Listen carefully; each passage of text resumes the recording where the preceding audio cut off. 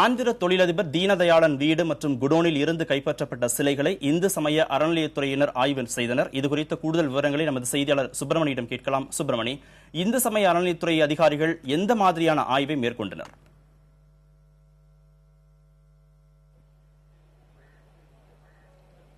கார்த்திகேயன், ஆந்திர தொழிலதிபர் தீனதயாளன் வீடு மற்றும் குடோனில் நடத்தப்பட்ட சோதனையில் கிட்டத்தட்ட 300க்கும் மேற்பட்ட சிலைகள் பறிமுதல் செய்யப்பட்டிருக்கிறது. இந்த சிலைகள் அனைத்தையும் ஆய்வு செய்யும்படி இந்து சமய அறநிலையத்துறை அதிகாரிகளுக்கு உத்தரவிடப்பட்டிருக்கிறது. கைப்பற்றப்பட்ட சிலைகள் எந்தெந்த கோவில்களோடு என்பதை கண்டறியும் நோக்கில் நேற்று இந்து சமய அறநிலையத்துறை அலுவலகத்தில் ஒரு ஆலோசனை கூட்டம் நடத்தப்பட்டது. அந்த ஆலோசனை கூட்டத்தில் சென்னையில் இருக்கக்கூடிய இந்து சமய அறநிலையத்துறை அதிகாரிகளுக்கு அந்த ஆணையர் உத்தரவிட்டிருக்கிறார். அதன் அடிப்படையில் இன்று வேலூர், விழுப்புரம், திருச்சி, தஞ்சாவூர், மயிலாடுதுறை, சேலம் ஆகிய மண்டலங்களிலிருந்து இந்து சமய அறநிலையத்துறை அதிகாரிகள் ஆந்திர தொழிலதிபர் தீனதயாளன் வீட்டிற்கு வந்தார்கள். கைப்பற்றப்பட்ட சிலைகள் அனைத்தையும் ஆய்வு செய்திருக்கிறார்கள். தங்களுக்கு கோவிலுக்குட்பட்ட சிலைகள் ஏதாவது இருக்கிறதா என்பது தொடர்பாக அவர்கள் ஆய்வு நடத்தியிருக்கிறார்கள். மேலும் காணாமல் போன சிலைகள் குறித்த தகவல்களையும் அதுபோல புகைப்படங்களையும் இந்த சிலை கடத்தல் தடுப்பு பிரிவு போலீசாரிடம் கொடுத்திருக்கிறார்கள். கைப்பற்றப்பட்டுள்ள சிலைகள் எங்களுடைய சிலைகள் ஏதாவது இருக்கிறதா என்பது தொடர்பாக அவர்கள் முழுவதுமாக ஆய்வு செய்திருக்கிறார்கள். இந்த ஆய்வில் 2 சிலைகள் மற்றும் அடையாளம் கண்டுபிடிக்கப்பட்டிருக்கிறது. அதில் ஒன்று திருச்சி மாவட்டம் லால்குடியில் இருக்கக்கூடிய முள்ளால் கிராமம், அந்த பகுதியில் இருக்கக்கூடிய சிவகாமி சுந்தரி என்ற சிலை கண்டறியப்பட்டிருக்கிறது. அதே போல பெரம்பலூர் மாவட்டம் அயன் பேரையூர் என்ற பகுதியில் இருக்கக்கூடிய திருமுக்தீஸ்வரர் என்ற கோவிலில் உட்பட்ட பிரம்மா சிலை என்பது 2 சிலைகள் அடையாளம் கண்டுபிடிக்கப்பட்டிருக்கிறது.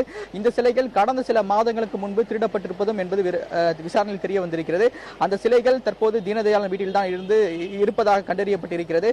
இது நீதிமன்றம் மூலமாக இந்த சிலைகளை கோவில் நிர்வாகிகளிடம் ஒப்படைப்பதற்கான நடவடிக்கை எடுக்கப்படும் என்றும் சிலை கடத்தல் தடுப்பு பிரிவு காவல்துறை தரப்பில் தெரிவிக்கப்பட்டிருக்கிறது. கார்த்திகேயன், தொழிலதிபர் தீனதயாளனை கைது செய்வதற்கான அவகாசம் நாளையுடன் முடிவடையும் நிலையில் அவரை கைது செய்ய காவல்துறை எத்தகைய நடவடிக்கைகளை மேற்கொண்டிருக்கிறது?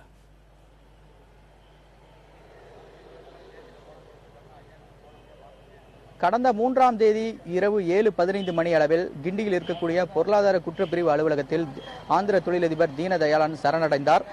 தொடர்ச்சியாக அவரிடம் விசாரணை நடத்தப்பட்டு வருகிறது. 15 நாட்கள் அவரை கைது செய்ய மாட்டோம் என்று காவல்துறை உத்தரவாதம் அளித்திருந்தார்கள். அதன் அடிப்படையில் விசாரணை தொடர்ந்து சென்று கொண்டிருக்கிறது. நாளையுடன் அந்த அவகாசம் முடிவடைகிறது. இதன் தொடர்ச்சியாக அவரை கைது செய்ய திட்டம் இருப்பதாக ஏற்கனவே சிலை கடத்தல் தடுப்பு பிரிவு காவல்துறையினர் தெரிவித்திருந்தார்கள். அது மட்டுமல்லாமல் இவரிடம் நடத்திய விசாரணையில் பல்வேறு கட்ட தகவல்கள் கிடைத்திருக்கிறது. அதன் அடிப்படையில் தான் அவரது குடோன் இருக்கக்கூடிய இடம் கண்டுபிடிக்கப்பட்டது. அங்கேயும் சோதனை நடத்தப்பட்டு கிட்டத்தட்ட 200க்கும் மேற்பட்ட சிலைகளும் பறிமுதல் செய்யப்பட்டது. இதற்கிடையில் இன்னொரு வீட்டிலும் சோதனை நடத்த காவல்துறையில் திட்டமிட்டிருக்கிறார்கள். அது தொடர்பாக இறுதிக்கட்ட விசாரணை தீனதயாளனிடம் நடந்து கொண்டிருக்கிறது. அதன் பிறகு அவரை கைது செய்வதற்கான வாய்ப்புகள் இருப்பதாக சிலை கடத்தல் தடுப்பு பிரிவு காவல்துறை தரப்பில் தெரிவிக்கப்பட்டிருக்கிறது. கார்த்திகேயன், இதில் சம்பந்தப்பட்டிருக்கிற திருவனந்தபுரத்தை சேர்ந்த ஒரு கொரியர் நிறுவனம் தீனதயாளன் தாண்டி வேறு யாராவது இதில் சம்பந்தப்பட்டிருக்கிறார்களா? அந்த திசையில் விசாரணை நகர்கிறதா?